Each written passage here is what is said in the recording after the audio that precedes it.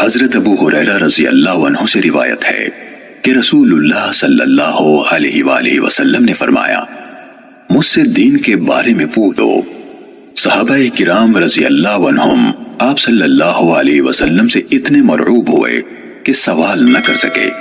تب ایک آدمی آیا اور آپ صلی اللہ علیہ وسلم کے دونوں گھٹنوں کے قریب بیٹھ گیا، پھر کہنے لگا، اے اللہ کے رسول، اسلام کیا ہے؟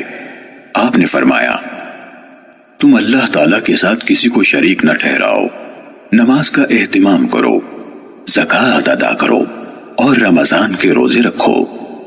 اس نے کہا، آپ نے سچ فرمایا۔ پھر پوچھا، اے اللہ کے رسول، ایمان کیا ہے؟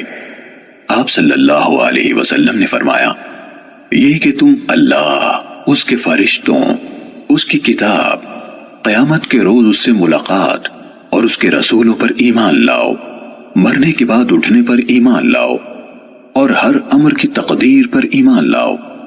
اس نے کہا، آپ نے درست فرمایا۔ پھر کہنے لگا، اے اللہ کے رسول، احسان کیا ہے؟ آپ صلی اللہ علیہ وسلم نے فرمایا، تم اللہ تعالیٰ سے اس طرح ڈرو گویا تم اسے دیکھ رہے ہو، پھر اگر تم اسے نہیں دیکھ رہے تو وہ یقیناً تمہیں دیکھ رہا ہے۔ اس نے کہا، آپ نے صحیح فرمایا۔ پھر پوچھا، اے اللہ کے رسول، قیامت کب قائم ہوگی؟ آپ صلی اللہ علیہ وسلم نے جواب دیا، جس سے قیامت کے بارے میں پوچھا جا رہا ہے وہ پوچھنے والے سے زیادہ نہیں جانتا۔ میں تمہیں اس کی علامات بتائے دیتا ہوں۔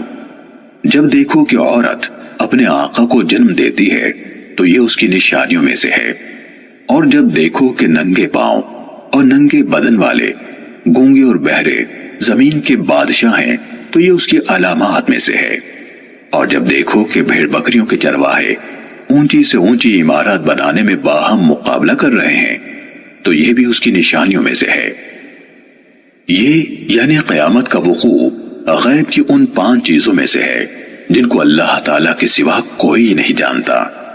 پھر آپ صلی اللہ علیہ وسلم نے یہ آیت پڑھی، بے شک اللہ تعالیٰ ہی کے پاس قیامت کا علم ہے، وہی بارش برساتا ہے اور وہی جانتا ہے کہ ارحام یعنی ماؤں کے پیٹوں میں کیا ہے، اور کوئی شخص نہیں جانتا کہ وہ آنے والے کل میں کیا کرے گا، اور کوئی شخص نہیں جانتا کہ وہ کہاں کس زمین میں فوت ہوگا۔